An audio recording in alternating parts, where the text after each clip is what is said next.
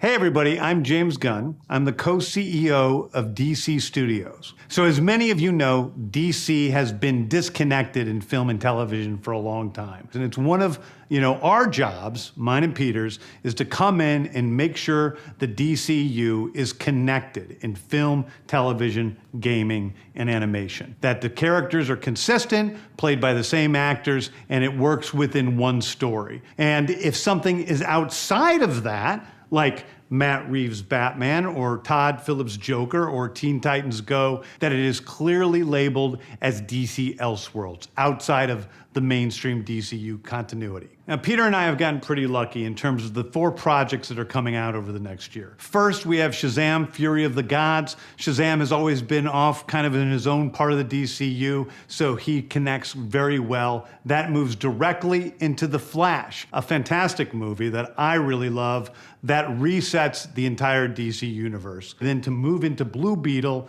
a fantastic film about a kid who's a marvelous part of the DCU, and then into Aquaman 2, which leads directly into our next few projects, which I'm going to tell you about now. So, Peter and I, along with a group of very talented writers, have started to map out an 8 to 10 year plan of what DC Studios will be in film, television, and gaming. This first chapter is called Gods and Monsters. Now, this, what I'm about to tell you, is a part of the first chapter. It's not the entire first chapter. The first project is Creature Commandos. Creature Commandos is an animated series. I've written all the episodes. Something we're going to do that's a little bit different at DC is we're going to have characters move into animation, out of animation, usually having the same actor play their voice as who plays them in live action. The next project up is Waller. This is a story of Amanda Waller, played by Viola Davis. Viola Davis is going to team up with members of Team Peacemaker, and this is a story that's been created by Crystal Henry, who did Watchmen, and Jeremy Carver, who created the Doom Patrol. It is a fantastic story that's out of this world, and I can't wait for people to see it. Okay, next up is the big one, the true beginning of the DCU. This is called Superman Legacy. This is being written by me. I'm in the middle of it. I'm having a great time doing it.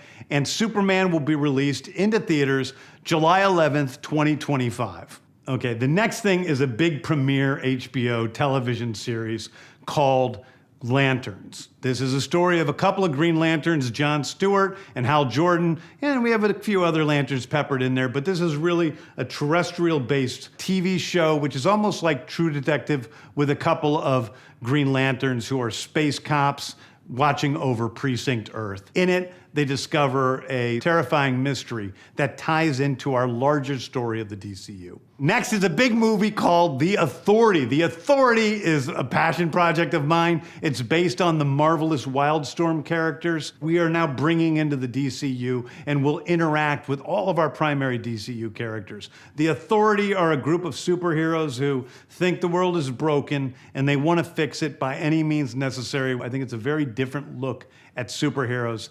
We're doing a television series called Paradise Lost. Paradise Lost is the story of Paradise Island, usually known as Themyscira, which is the birthplace of Wonder Woman. It's almost like Game of Thrones with Westeros, but with all of the inhabitants of Paradise Island. The introduction of the DCU's Batman is The Brave and the Bold. The Brave and the Bold is the story of Batman and his actual son, Damian Wayne. This is based on Grant Morrison's great comic book run. Damian Wayne is my favorite Robin. He's a little assassin who Batman tries to get in line, and so this is the story of the two of them and the beginning of sort of the Bat family in the DCU. Next up is a TV series called Booster Gold. Booster Gold is one of comics' really popular cult heroes. He is a fascinating guy. He's a loser from the future who uses future technology to come back to present day and become a superhero so that people will love him. It is basically the superhero story of imposter syndrome on an HBO Max series. One of my favorite comic book series from last year was Tom King's run on Supergirl, Woman of Tomorrow. And so we're going to turn that into a big science fiction epic film. Now, Superman is a guy who was sent to Earth and raised by loving parents, whereas Supergirl in this story, she is a character who was raised on a chunk of Krypton. She watched everybody around her perish in some terrible way, so she's a much more jaded character. And that brings me to Swamp Thing, the last thing we're going to talk about, a very dark horror story in the origins of the monster who is Swamp Thing. And although it's totally outside of the rest of the DCU, it will still feed into the rest of the stories. Anyway, those are the stories that I can tell you about right now. I've loved the DC characters since I was a child. They're incredibly important to me.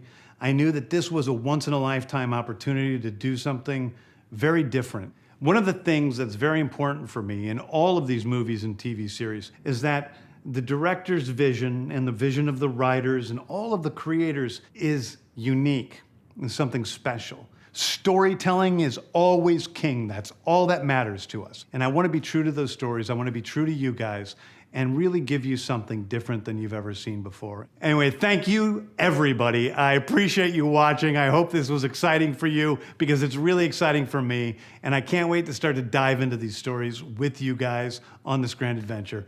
Thank you so much.